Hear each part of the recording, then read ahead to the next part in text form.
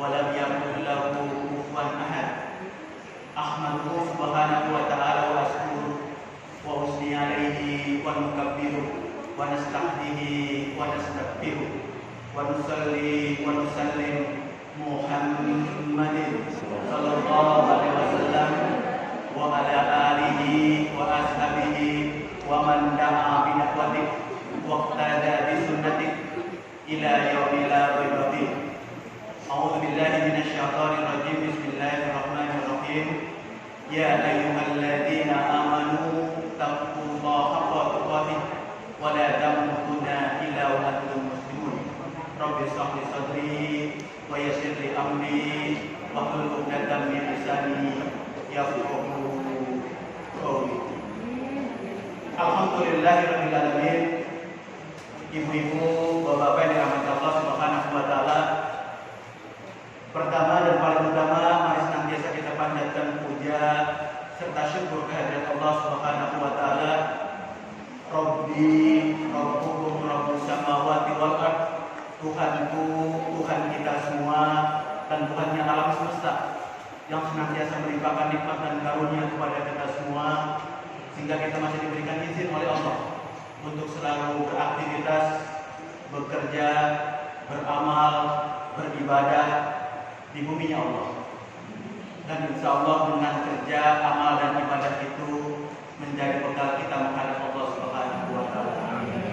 Salawat serta salam kita haturkan kepada baginda Nabi Muhammad sallallahu alaihi wasallam, uswah dan teladan buat kita semua yang insya Allah telah menunjuki kita semua kepada syiratal mustaqim, dan insya Allah kita semua senantiasa diberikan kekuatan oleh Allah untuk menapaki jalan syiratal mustaqim ini sampai akhir hayat hidup kita. Amin. Amin ya rabbal alamin. Alhamdulillahirabbil alamin. Pertama saya ucapkan terima kasih yang sebesar-besarnya kepada pengurus Majelis Taklim yang insya Allah hari ini mungkin hari pertama atau pertama kali kita buka majelis kajian lagi. Mudah-mudahan kita semua yang hadir pada kesempatan kali ini menjadi wasilah Allah ampuni segala kesalahan-kesalahan kita. Allah beratkan timbangan amal ibadah kita. Allah mudahkan kita masuk ke dalam jannah. Amin. Amin ya rabbal alamin. Dan insya Allah untuknya kita hari ini menjadi wasilah Allah berikan kepahaman kepada agamanya. Karena dengan cara seperti itu Allah mudahkan kita hidup baik di dunia maupun akhirat. Amin. Amin ya rabbal alamin. Bapak Ibu yang dirahmati Allah Subhanahu wa taala, pada kesempatan kali ini saya diamanahi untuk memberikan kajian terkait dengan fikih sehari-hari, fikih ibadah sehari-hari, atau fikih terkait dengan rumah tangga dan keluarga. Karena mungkin waktunya tidak banyak, mungkin kita harus selesai sebelum asar kali ya, sebelum asar ya. Dan mungkin waktunya kira-kira 1 jam lebih sedikit lah mungkin waktunya ya, atau mungkin kurang. Jadi kita bahas singkat saja terkait dengan fikih. Bapak Ibu yang dirahmati Allah Subhanahu wa taala, kalau kita hadir dalam majelis-majelis ilmu, majelis-majelis kajian, pengajian-pengajian, secara umum kajian yang disampaikan cuma 3. Masalah akidah, masalah akhlak, masalah fikih. Cuma 3 itu aja. Jadi mau kita ngaji di mana aja, kajiannya cuma 3 bab itu. 3 masalah itu. Akidah, fikih, akhlak, atau akhlak, akidah, fikih. Kenapa demikian? Karena ternyata cuma 3 bagian itulah yang paling pokok dan paling penting dalam agama kita. Kenapa dia paling penting? Orang kalau tidak berakidah maka tidak beriman. Orang kalau tidak beriman maka tidak Islam. Padahal kita diperintahkan oleh Allah dan Rasulnya, hiduplah kita bahkan matilah kita dalam keadaan Islam. Wala tamutunna illa wa antum muslimun. Jangan sekali-kali engkau wafat, engkau meninggalkan dunia, engkau mati dalam keadaan tidak beriman dan Islam. Jadi akidah perkara penting dalam agama kita. Kedua, akhlak. Ini pun perkara penting buat kita semua. Karena orang kalau sudah beriman kepada Allah, beriman kepada Rasulnya, tapi tidak berakhlak, sejatinya akidahnya tidak sempurna. Kenapa? Karena Allah menurunkan Muhammad, Allah mengutus Rasulnya, Muhammad Rasulullah SAW ke dunia ini. Tidak ada tujuan lain kecuali untuk menyempurnakan akhlak manusia. Tidak ada tujuan yang lain. Innama bu'istu liutami makarimal akhlak. Allah hadirkan Rasulullah tidak ada tujuan lain kecuali menyempurnakan akhlak manusia. Jadi akidah penting, akhlak penting. Lalu fikih penting nggak kira-kira? Penting nggak kira-kira, Bu? Allah menciptakan kita, menghadirkan kita, mengadakan kita di dunia tujuannya untuk beribadah kepada Allah. Wa ma khalaqtul jinna wal insa illa liya'budun. Tidak aku ciptakan, bahkan bukan engkau saja Muhammad, engkau saja manusia, tapi jin aku ciptakan kata Allah untuk beribadah kepada. Dan mustahil kita bisa beribadah kepada Allah dengan benar, dengan baik, dengan sempurna tanpa mengetahui ilmu fikih. Jadi semua kajian, semua majelis-majelis ilmu cuma 3: akidah, akhlak, fikih. Karena itu pokok-pokok dalam agama kita. Nah, pelan-pelan coba kita kaji sekarang. Apa sih definisi dari fikih itu sendiri? Apa sih maknanya? Apa artinya? Fikih kalau secara terminologi, secara istilah, secara definisi, artinya adalah ilmu yang mempelajari hukum-hukum tentang ibadah. Ilmu yang mempelajari hukum-hukum tentang ibadah disandingkan dengan argumen, dengan dalil, dengan hujah yang sahih, yang kuat, yang detail dan komprehensif. Jadi secara makna definisi fikih itu begini: ilmu yang mempelajari hukum-hukum dalam beribadat dikaitkan dengan hujah, dengan dalil yang kuat, yang komprehensif, yang detail. Kalau mau disederhanakan dengan bahasa kita, gampangnya beginilah. Kalau fikih itu dalam bahasa kita adalah tentang halal dan haram dalam beribadah. Halal haram dalam beribadah itulah fikih. Itu dari sisi pengertian istilah atau terminologi.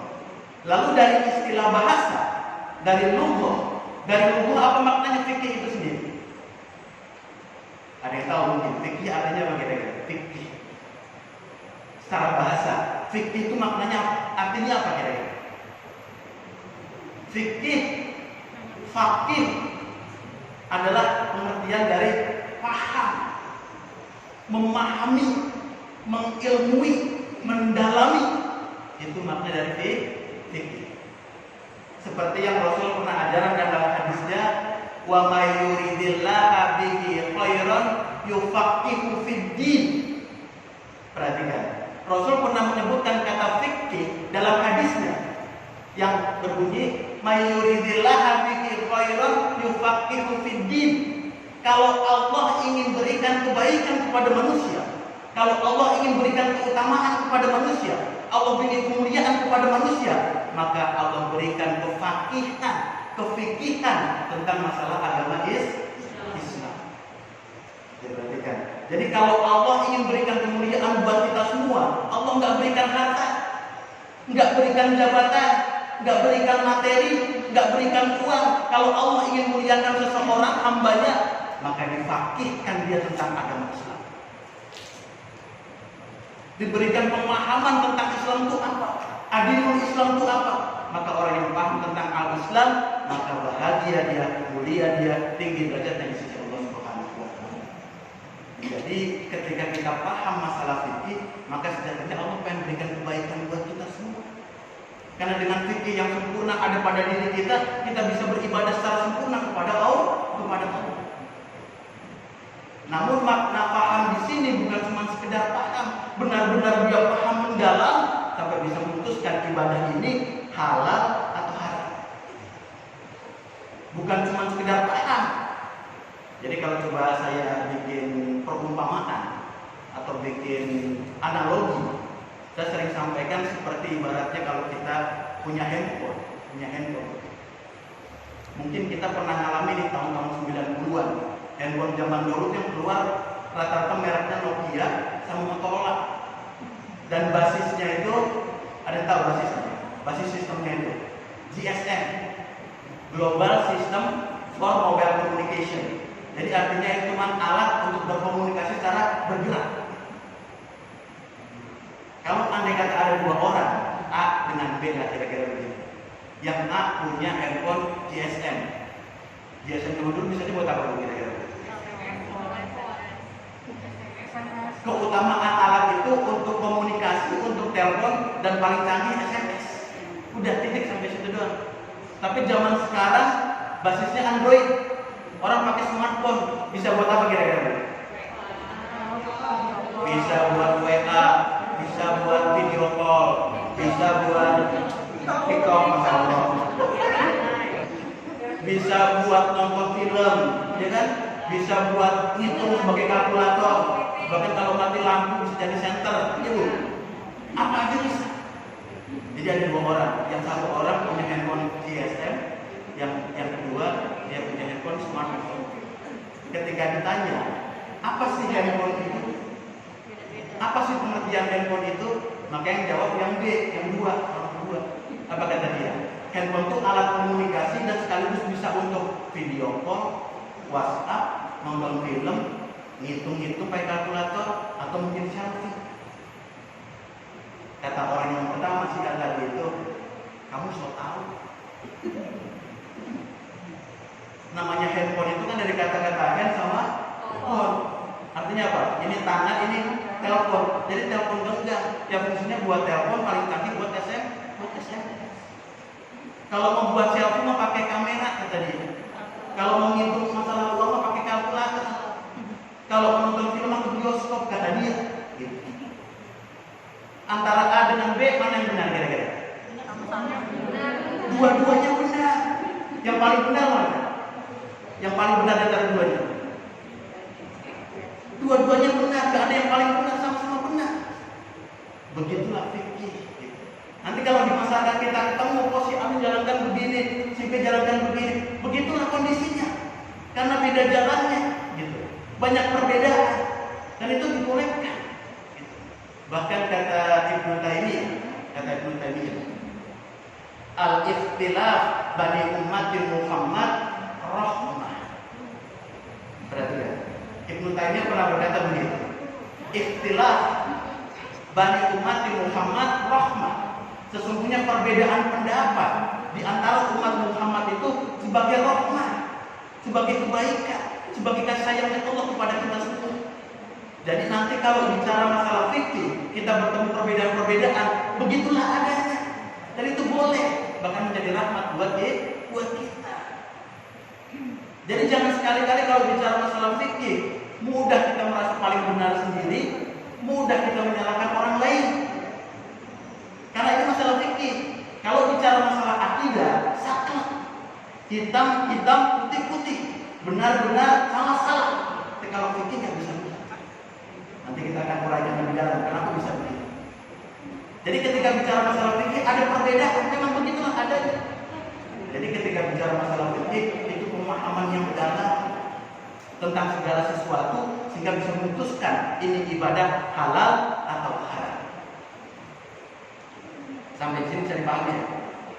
Nah, pelan-pelan coba kita lanjutkan ke tingkatan berikutnya.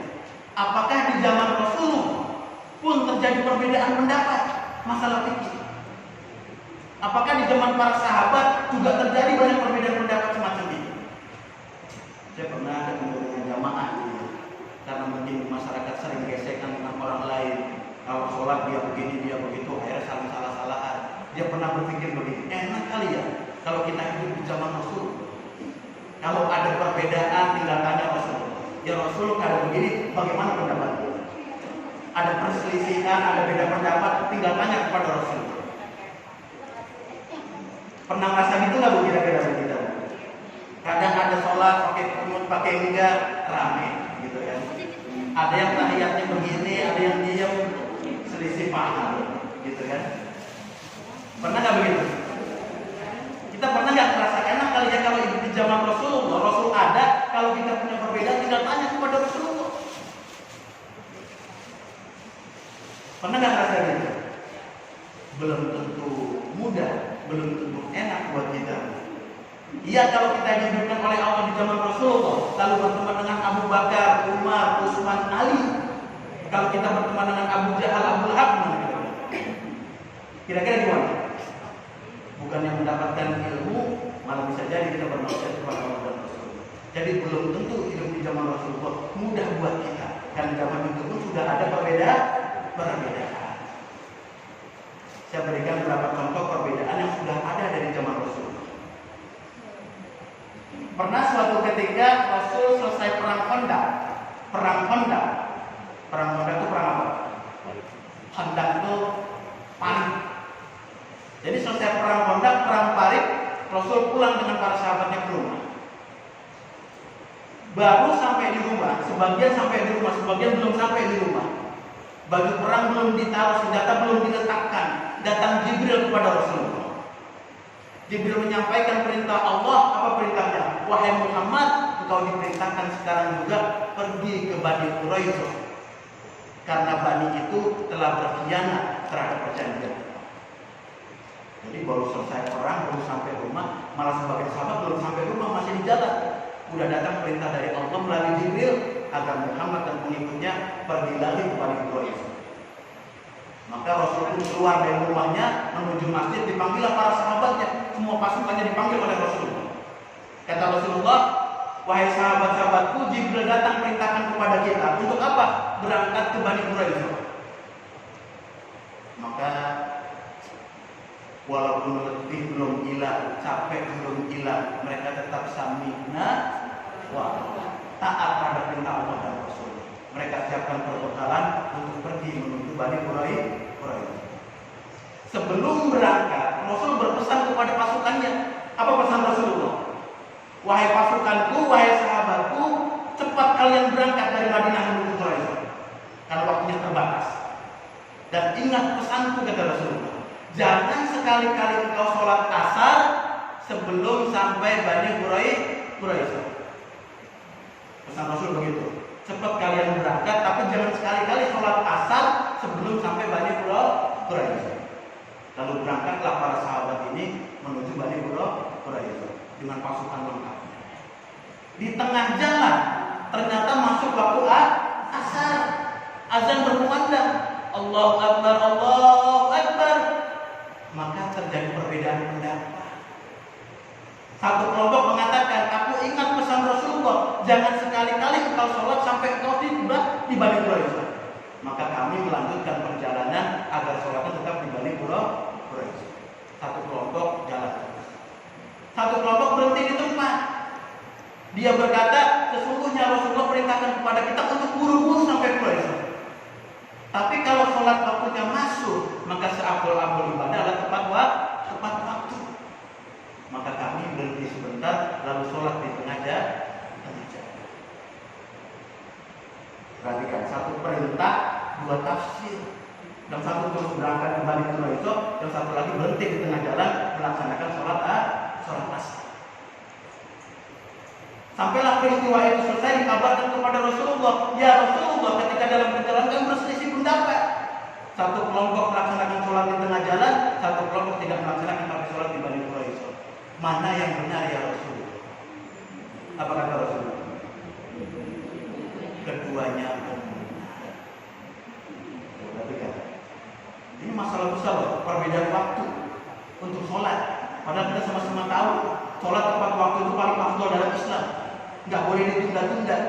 Tapi dua tafsir tadi itu dibenarkan oleh Rasulullah. Sudah terjadi perbedaan pendapat di zaman Rasul. Perbedaan berikutnya, saya berikan contoh. Suatu ketika Rasulullah SAW berada dengan sahabat seperti ini. Rasul di tengah-tengah, ada sahabat-sahabatnya, termasuk istrinya, ada Aisyah di situ, dan sahabat-sahabat wanita yang lain. Jadi Rasul berdiri di tengah, lalu dikelilingi oleh sahabat-sahabatnya. Ada yang perempuan, ada yang laki-laki. Lalu Rasul berkata kepada mereka, memberikan pengajaran kepada mereka, memberikan ilmu kepada mereka. Tentang apa? Tentang aurat wanita. Lalu Rasul berkata, sesungguhnya aurat wanita itu jami'an illa hadza wa hadza. Jadi Rasul berdiri di tengah-tengah para sahabat, dia berkata, sesungguhnya aurat wanita itu jami'an illa hadza wa hadza. Jadi paham ya? Kalau ibu dengar perintah Rasul seperti itu, informasi dari Rasul seperti itu, yang ibu pahami seperti apa kira-kira? Mana aurat wanita itu? Mana kira-kira? Kata Rasul, seluruhnya itu adalah aurat kecuali muka dan tangan. Gitu. Hada wa hada. Jadi jaminan semua adalah aurat kecuali muka dan tangan.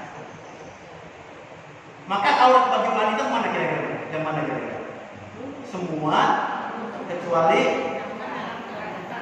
muka kita dan tangan. Ternyata di zaman itu terjadi perbedaan. Padahal Rasulnya masih di situ.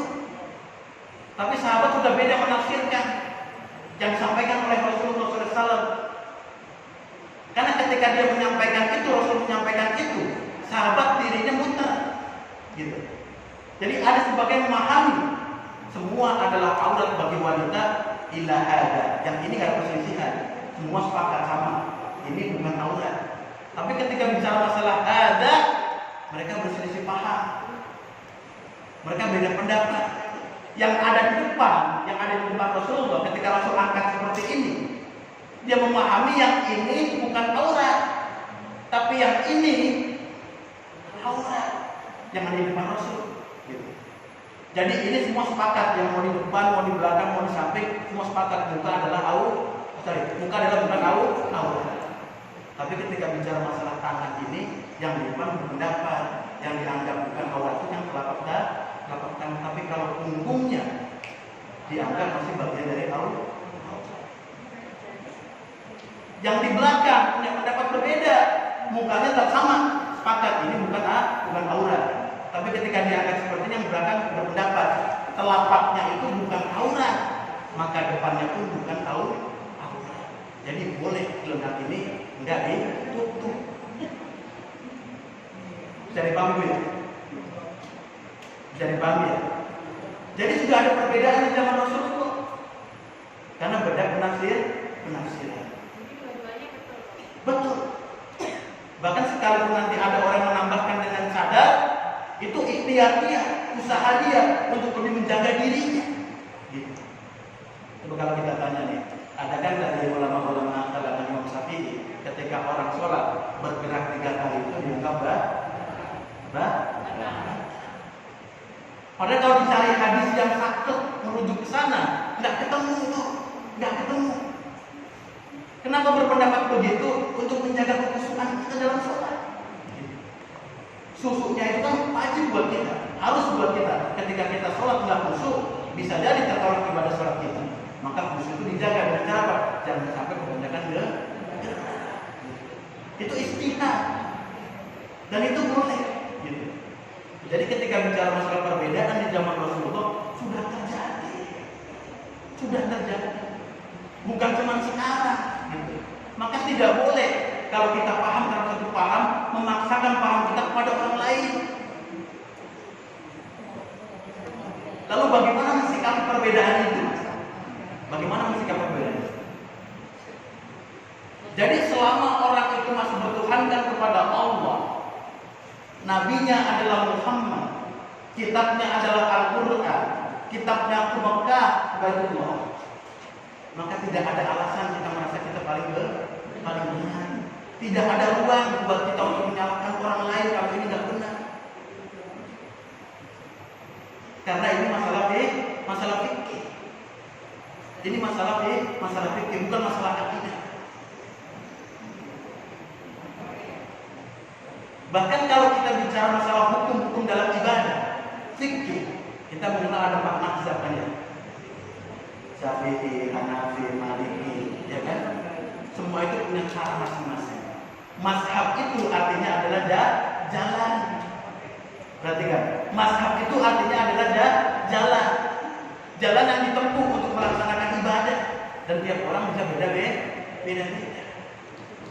Contoh misalkan, kita pengen menuju ke Bandung. Boleh nggak jalannya beda-beda? Boleh. Bisa lewat Pantura, kalau senangnya lewat sana. Bisa lewat Subang. Bisa lewat mana? Puncak ya? Puncak. Bisa juga lewat Tol Cipali. Dan masih banyak alternatif yang lain. Jadi tujuannya sama, ingin ke Bandung, tapi jalannya beda-beda. Ada dari Pantura, ada dari Subang, ada dari Tol Cipali, dan semua boleh. Gitu. Bahkan kata para ulama, dianggap cukup tidak berakhlak manusia, orang yang akhirnya beriman, tapi mudah menyalahkan pendapat orang lain. Cukup dianggap tidak berakhlak manusia, jika dia mengaku beriman dan Islam, mudah memaksakan pendapatnya buat orang lain. Jadi manhaj itu jalan yang bisa kita tempuh dari jalan mana saja. Tapi bagaimana cara kita menentukan yang mana yang kita mesti pilih? Jalan mana yang kita mesti ambil? Yang mana kira-kira? Yang kita benar-benar paham. Jalan itu. Jadi paham ya? Jalan macam-macam nih. Mana yang kita pilih? Yang benar-benar kita paham. Yang kalau kita lewat itu kita tahu persis jalannya, berapa lama jarak tempuhnya. Terus kalau kita mungkin pecah ban bermasalah mobil kita, kemana bengkelnya? Kalau kita lapar, minggirnya kemana? Kita tahu persis kondisi itu. Maka itu yang kita pilih, itu yang kita pilih. Karena sejatinya Bapak Ibu dirahmati Allah Subhanahu wa taala, tujuan manusia dihidupkan oleh Allah itu akhirnya mengharapkan ridho Allah. Kita sangat khawatir kalau mudah merasa pendapat kita paling benar, mudah merasakan pendapat orang lain salah, memaksakan pendapat kita kepada orang lain. Kita khawatir Allah tidak ridho kepada kita. Tujuan kita dihidupkan oleh Allah menggapai ridhonya, tapi kalau kita berselisih mudah menyalahkan orang, kita khawatir Allah tidak ridho kepada kita. Karena hari ini berapa banyak Bapak Ibu dirahmati Allah Subhanahu wa taala, masih sering kita dengar kalau ada misalnya nih, Bu Haji ikut pengajian yuk, Bu ikut pengajian yuk, masih ada perkataan seperti ini. Ngajinya sunnah enggak? Ustadznya sunnah enggak? Pernah dengar itu enggak, Bu? Bu Haji, Bu kita ngaji yuk di masjid situ, masjid sana gitu kan. Terus ada yang mengucapkan begitu. Ustadznya sunnah enggak? Kajiannya sunnah enggak? Gitu. Pernah enggak, Bu? Belum, mudah-mudahan belum. Karena masih ada ungkapan seperti itu, ucapan-ucapan seperti itu. Secara tidak langsung dia mengatakan yang bukan ustadznya berarti tidak ikut sunnah, kan gitu. Yang bukan ustadznya dia dianggap tidak mengikuti sunnah. Kalau kajiannya tidak seperti itu dianggap tidak mengikuti sunnah. Kan secara tidak langsung begitu kan. Dia batasi dirinya hanya mau ngaji di kajian seperti ini, ustadznya seperti ini. Padahal kalau kita bicara sunnah tahu? Sunnah tahu kan? Segala perangai, tingkah laku, ucapan, bahkan takdimnya Rasulullah adalah sunnah. Jadi kalau Rasul hidup satu hari 24 jam, selama 24 jam yang beliau kerjakan itulah sunnah. Dan kita tahu satu hari 24 jam itu ada apa aja? Ada makan, ada minum, ada tidur, ada bicara, ada berumah tangga, ada ke pasar, ada bermasyarakat, ada berperang di jalan Allah, ada berjuang di jalan Allah, ada mendakwahkan di jalan Allah. Terus apakah kita bisa memvonis diri kita paling sunnah? Iya nggak, Bu? Iya nggak? Sunnah tuh banyak. Jangan sedikit-sedikit merasa sudah jubahnya panjang, jenggotnya panjang, pakai gamis, merasa yang paling sunnah. Gitu. Karena semua aspek kehidupan Rasulullah, kita sangat khawatir kalau yang baru kita ikutin, yang kita ikuti dari Rasulullah, hal-hal kecil, justru hal-hal besarnya belum kita ikuti. Padahal kalau kita boleh jujur nih, kalau Rasul makan, minum, tidur, bicara, sampai Rasul memperjuangkan agama Islam, sunnah yang paling besar yang mana kira-kira? Makan, tidur, bicara, bermasyarakat, berumah tangga, terus dia berjuang di jalan Allah menegakkan Islam. Sunnah yang paling tinggi yang mana? Yang memperjuangkan agama Islam di jalan Allah, itu yang paling besar. Dan Rasul sampai mengorbankan harta nyawanya dengan peperangan-peperangan yang terjadi pada masanya. Itu sunnah. Bukan cuma sekedar cara kita makan, cara kita minum, terus menganggap kita sudah sunnah. Kita khawatir seperti itu. Nah, jadi ketika bicara masalah perbedaan-perbedaan, kita sikapi secara dewasa. Begitulah adanya, begitulah perbedaannya. Jangan sampai untuk hal-hal yang kecil, masalah furu'iyah kita berselisih, akhirnya apa? Meninggalkan persaudaraan, meninggalkan ukhuwah, meninggalkan silaturahim. Ya enggak? Kita berdebat untuk hal-hal yang sunnah, yang bihabli jami'ah wa lan tafarraqu. Berpegang teguhlah kalian pada tali agama Allah, jangan bercerai. Jangan bercerai. Jangan tinggalkan silaturahim, jangan tinggalkan ukhuwah. Ini wajib perintah. Nah, berapa banyak hari ini kita gesekan, berantem, pisah dengan tetangga dan seterusnya karena masalah yang kecil, tapi masalah yang besar kita tinggal.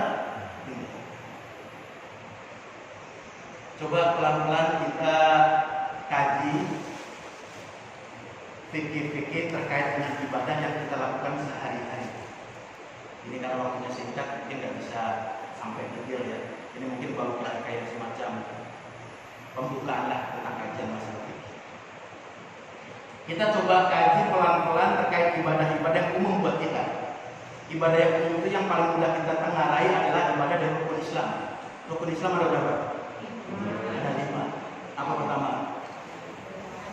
Syahadat, sholat, puasa, zakat, haji. Coba kita sedikit bahas 5 hal ini saja. Ibadah-ibadah terkait dengan ibadah yang 5 tadi.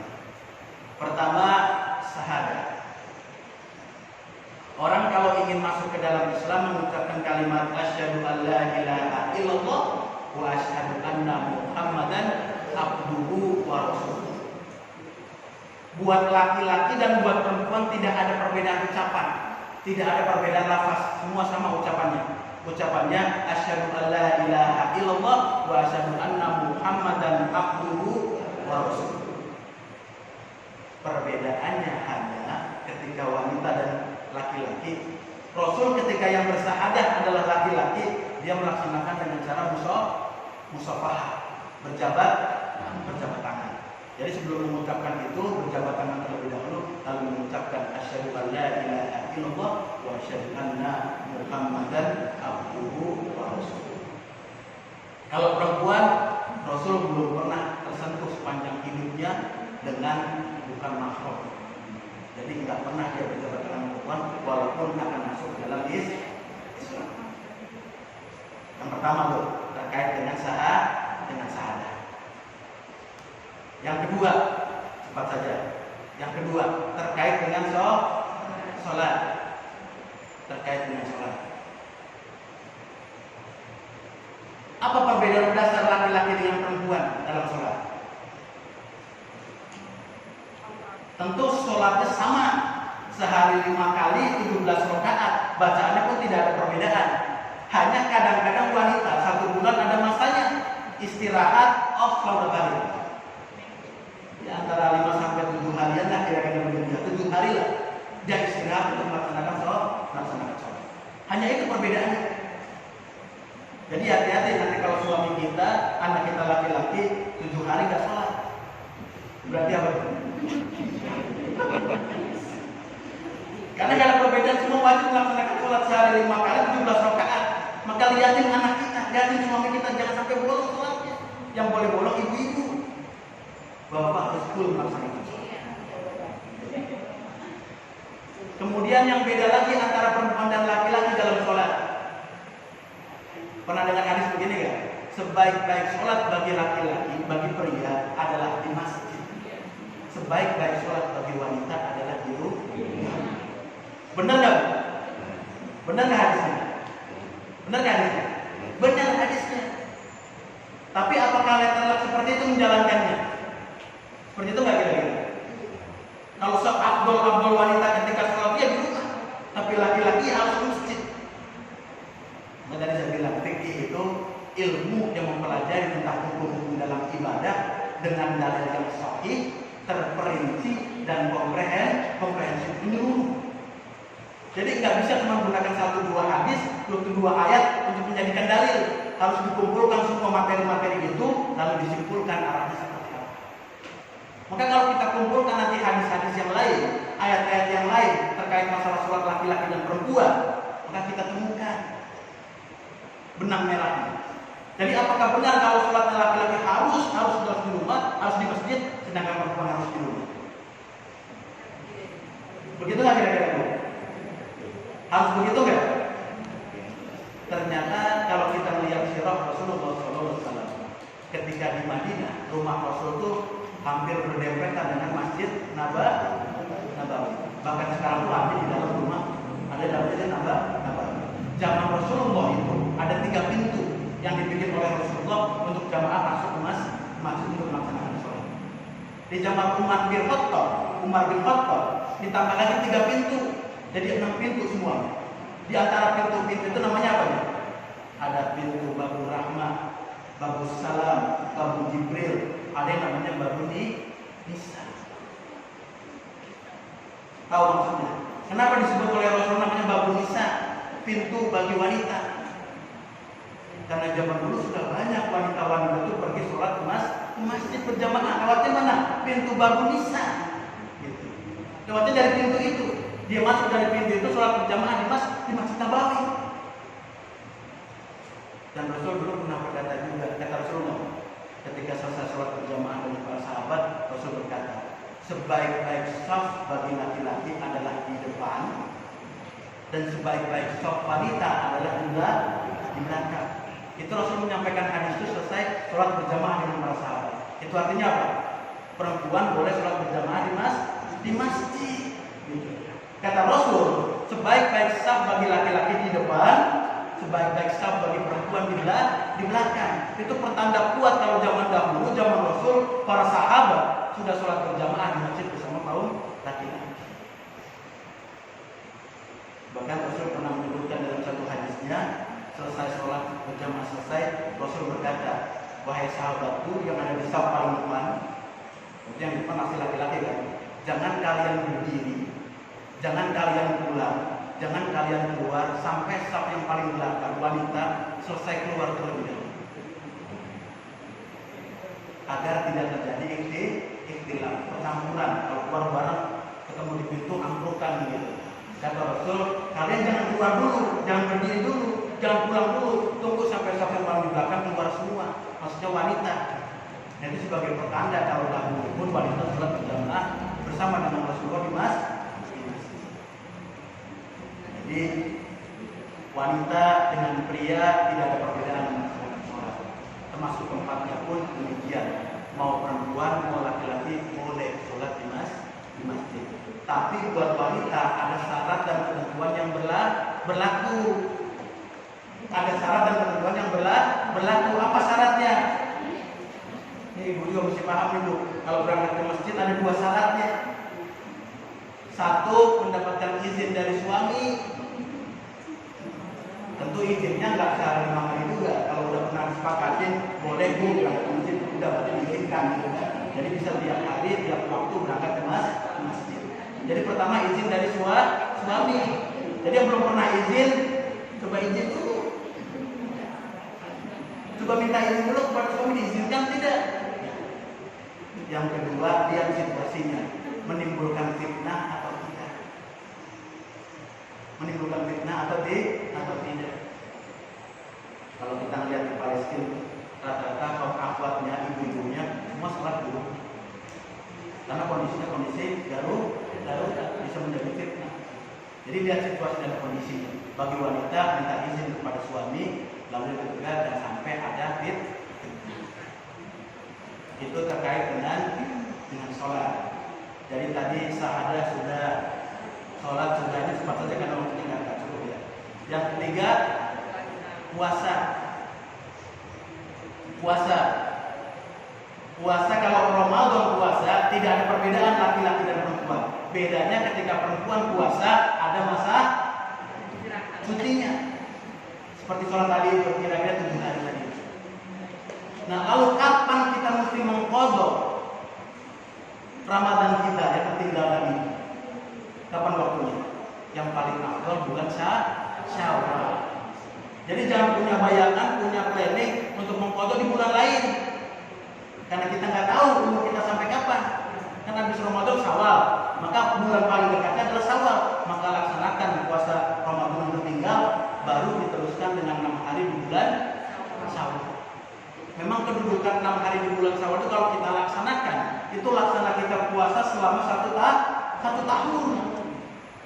Tapi secara kedudukan fikihnya, yang paling kuat, yang paling utama untuk dikerjakan terlebih dahulu utang kita di Ramadan. Karena Ramadan hukumnya wajib, sedangkan puasa Syawal hukumnya sunnah. Didahulukan yang wajib, baru disambung dengan yang sunnah. Jadi laksanakan dulu utang kita 7 hari di Syawal, lalu sambung dengan 6 hari di bulan Syawal. Ini terkait dengan puasa. Yang lainnya insya Allah tidak ada perbedaan yang signifikan antara perempuan dengan laki-laki. Hampir sama. Jadi tadi syahadah sudah, kemudian sholat sudah, kita bahas singkat, kemudian puasa juga sudah. Masuk yang keempat, apa? Zakat. Zakat kalau terkait dengan zakat fitri, kapan waktu untuk mengeluarkan zakat fitrah itu? Ada tahu nggak? Jangan sampai nanti kita salah nih. Kapan sih waktu mengeluarkan zakat fitrah itu yang harus kita keluarkan? Dan batas terakhirnya kapan? Jangan sampai kita masih keluarkan ternyata udah nggak diakui sebagai zakat fitrah. Ternyata zakat fitrah itu hukumnya dikeluarkan mulai kapan? Mulai menjelang takbiran tuh. Jadi maghrib, azan maghrib itu sampai nanti ketemu imam naik ke atas mimbar sholat Idul Fitri, itulah masa kita membayar zakat fitrah. Walaupun nanti karena kondisi dan situasi bisa dimajukan lebih awal 6 bulan, tapi penyetorannya, penyalurannya itu waktunya. Ustadz, kalau saya lagi hamil, udah 8 bulan, hampir mau 9 bulan, terus udah azan maghrib, mau takbiran, ini yang ada dalam kandungan saya perlu zakat fitrah nggak? Perlu nggak?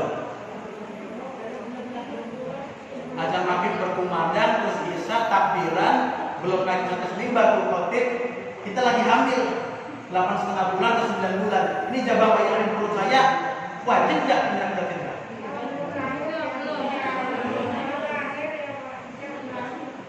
Zakat fitrah itu walaupun waktunya ada, harus dipastikan selama periode itu orang hidup di periode itu. Kalau dia masih dalam kandungan ibunya, belum wajib untuk mengambil zakat fitrah, karena masih ada beberapa pahaman yang mewajibkan juga di dalam kandungan di zakat fitrah. Lalu kalau misalkan orang tua kita karena udah sepuh meninggal sebelum azan maghrib, kena nggak zakat fitrah? Azan maghrib sebentar lagi takbiran, terus besok udah Idul Fitri. Ayah kita meninggal sebelum maghrib, perlu nggak zakat fitrah? Enggak, karena nggak hidup di masa yang tadi itu, kecuali kalau maghrib atau isya meninggal, dia pernah hidup di situ, maka wajib mengeluarkan zakat fitrah. Bisa dipahami ya? Kapan terakhir zakat fitrah harus diberhentikan? Ketika imam sudah naik ke atas mimbar untuk khutbah Idul Fitri. Itu stop, kita nggak boleh mengeluarkan zakat fitrah. Kalau kita keluarkan maka hukumnya bukan zakat lagi, tapi saudara. Sampai sini paham ya? Waktunya mengeluarkan zakat fitrah. Lalu ketika zakat fitrah, Rasul itu biasanya ngeluarinnya pakai apa sih? Bayarnya pakai apa sih? Tahu nggak kira-kira? Rasul ketika zakat fitrah itu pakai apa kira-kira? Ternyata kalau kita baca hadis-hadis Rasulullah, ketika zakat fitrah di beberapa hadis disebutkan cuma dengan 4 alat ini Rasul bayar zakat fitrah. Apa itu? Pertama kurma, yang kedua gandum, yang ketiga kismis. Dulu sering tuh anggur-anggur yang kebanyakan dipanasin, dikeringin, jadi kismis, jadi bahan makan juga di sana. Yang keempat susu yang dikeringkan. Jadi Rasul selama hidupnya 63 tahun bayar zakat itu pakai itu, kurma, gandum, kismis, susu. Nah hari ini kita zakat fitrah menggunakan beras. Ngikutin sunnah nggak kira-kira ini? Kan sunnahnya Rasul 4 tuh, kurma, gandum, kismis, susu. Kita pakai beras. Sunnah nggak kira-kira? Sunnah nggak kira-kira? Nah disitulah hebatnya Imam memaksa, menganalisa, mengkalkulasi, dihitung sedemikian rupa agar tetap kita bisa beribadah. Maka kalau gandum, kurma, kismis, susu merupakan bahan pokok yang dimakan oleh orang-orang pada masa itu, maka dinisbatkan hal ini kepada orang-orang di tempat lain. Kalau tempat lain makanan pokok yang mungkin gandum, mungkin beras, ya dengan itulah dia berzakat. Karena sama dinisbatkan dengan bahan pokok buat makan sehari-hari.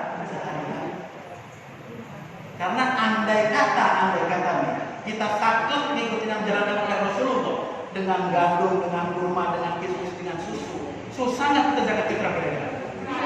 Susah nggak Bu? Susah atau gampang kira-kira? Kalau kita agen kurma di tanah abang mah gampang. Kan nggak semua orang di tanah abang, gitu kan? Coba teman-teman kita di Papua, di Maluku, ya kan? Yang boro-boro ngeliat kurma, megang pun belum pernah, gitu. Tentu sulit buat mereka untuk melaksanakan. Jadi ketika bicara masalah zakat fitrah, Rasul menguatkan dengan 4 hal tadi itu, tapi dengan beras pun boleh. Inilah fikih. Ini pelajaran fikih yang mengajarkan kepada kita, ini disebutkan kepada bahan pokok, maka dijadikan kita boleh bayar dengan beras. Lalu Ustaz, kan ada juga orang yang bayar pakai uang. Ya. Agak jauh lagi nih. Kita pakai beras disebutkan kepada makanan pokok. Lalu ada bayar pakai uang. Boleh nggak Bu? Boleh nggak Bu? Kalau saya secara pribadi nggak berani melawan, nggak berani mengalahkan, karena ada imam yang mengatakan itu boleh. Imam Hanafi membolehkan bayar pakai uang. Walaupun 3 imam yang lain Syafi'i, Maliki menggunakan pengganti sebagai bahan. Tiap orang punya analisa, punya pertimbangan, punya kalkulasi, punya istihad yang semuanya berdasarkan pada dalil-dalil yang sahih, yang komprehensif dan terperinci. Jadi itu terkait dengan zakat. Jadi syahadah sudah, sholat sudah, puasa sudah, zakat sudah. Yang kelima, apa yang kelima? Haji. Apa yang kira-kira menarik dibahas dari haji? Kira-kira secara fikih. Kadang saya cukup prihatin gitu ya. Kadang orang berangkat haji udah jual tanah, jual rumah, jual sawah. Lalu ketika berangkat haji tidak cukup ilmu. Atau ketika udah berangkat haji ada KBI-nya nih yang bimbing dia haji. Ngajarinnya nggak amanah juga, nggak yang benarnya diajarkan. Contoh misalkan, kalau kita naik haji itu, ketika kita tawaf di Ka'bah, ada baca-bacanya nggak? Ternyata kalau kita lihat hadis-hadis Rasul, pendapat para ulama, ketika kita tawaf di Ka'bah, cuma ada 2 bacaannya, dan 2 bacaan itu insya Allah semua kita hafal. Jadi mulai dibaca kapan? Dari mulai kita berdiri Hajar Aswad sampai ke makam Ibrahim. Itu dibaca 2 doa tadi itu. Di luar itu kita bebas baca apa aja. Mau pakai bahasa Jawa, mau pakai bahasa Indonesia, pakai bahasa Sunda boleh. Tapi kalau di antara Hajar Aswad sama makam Ibrahim ada 2 doa yang diperintahkan. Apa doanya? Subhanallah, walhamdulillah, wa la ilaha illallah, Allahu akbar. Terus disambung dengan doa Rabbana atina fid dunya hasanah wa fil akhirati hasanah wa qina adzabannar. Tapi kalau kita saksikan KBI sekarang dengan muthayyib-muthayyibnya, tiap orang dikasih buku di situ. Ya Bu, yang nggak tahu isinya apa, terus dia baca kita ikutin lagi juga.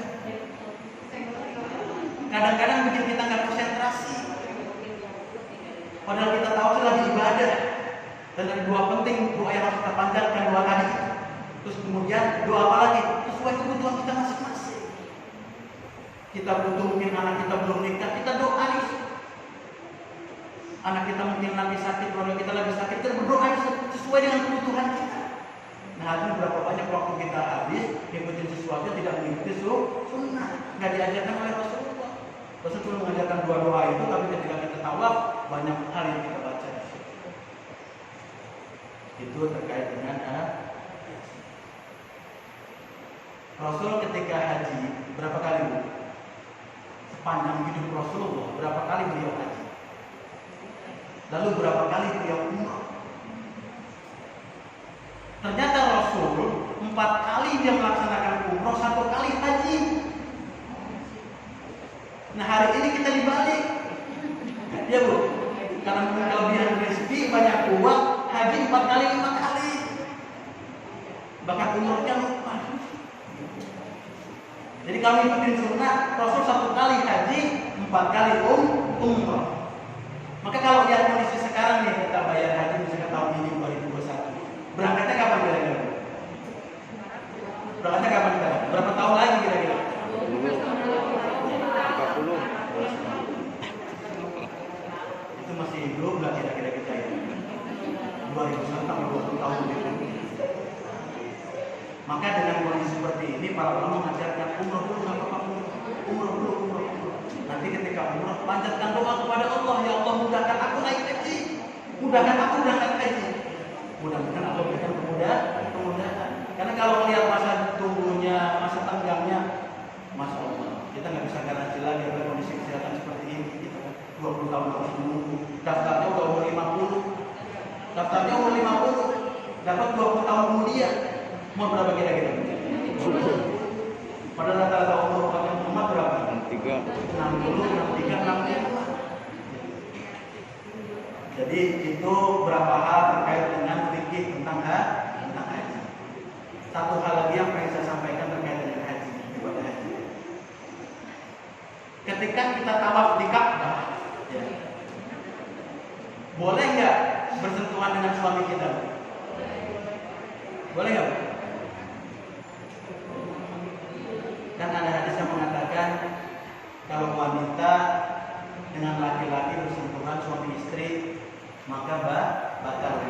Kalau sama-sama berwudu lalu bersenggolan batal. Itu pendapat itu pun ada beberapa pendapat. Ada yang mengatakan bersenggolan benar-benar membatalkan wudunya. Ada yang kedua mengatakan kalau bersinggungan bersentuhan dengan sahabat baru batal, kalau enggak batal. Ada yang mengatakan walaupun berpegangan nggak batal, karena maksud hadis itu kalau dengan berhubungan badan. Gitu. Jadi ada 3 pendapat tuh. Ada yang bilang nggak batal, ada yang tergantung nafsu atau tidak, dan ketiga tergantung dia berhubungan atau tidak. Ada 3 pendapat. Itu andai kata kita terapkan ketika kita tawaf, nggak boleh bersentuhan dengan suami kita. Jadi masalah nggak kira-kira? Jadi masalah. Jadi masalah besar buat kita. Maka disitulah toleransi dalam berfikih. Ketika tahu itu diperbolehkan kita ambil mazhab yang lain. Dalam kondisi darurat kita boleh ambil mazhab yang lain. Gitu. Contoh kayak tadi jalan bu, pengen ke Bandung dari tol Cipali atau Puncak atau Pantura atau Subang. Ternyata Pantura lagi bermasalah, jalannya ditutup, ada bencana. Puncak juga begitu, tinggal 1 jalan tol Cipali, maka boleh lewat situ. Walaupun kita belum pernah lewat situ, tapi harus hati-hati karena kita nggak bisa lewat jalan itu. Maka ketika tawaf, walaupun ada perbedaan tadi itu, boleh kita berpegangan karena menggunakan mazhab yang lain. Bapak Ibu yang dirahmati Allah Subhanahu Wa Taala, ini sudah mau masuk 2:30, sebentar lagi kita masuk waktu asar. Mungkin itu saja saya sampaikan pada kesempatan kali ini. Mudah-mudahan materi tentang fikih yang sederhana ini setidaknya baru pembukaan kajian fikih. Yang mudah-mudahan menambah ilmu kita bagaimana kita mensikapi perbedaan masalah fikih di masyarakat. Yang hak datang dari Allah, kelemahan, kekurangan, hilaf dan salah datang dari saya pribadi. Akhirul da'wana alhamdulillahirabbil alamin. Jazakumullahu khairan katsiran. Assalamualaikum warahmatullahi wabarakatuh.